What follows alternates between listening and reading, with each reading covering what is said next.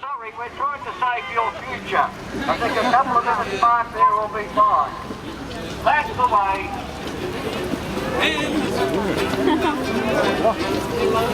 That's the way. Give me that. Thank you.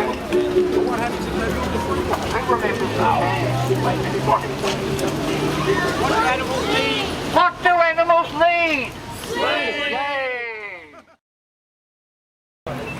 Melbourne Zoo must do its own independent study on noise levels on its animals and not rely on advice from the people who want to build this road. International studies have shown the noise levels will be too great.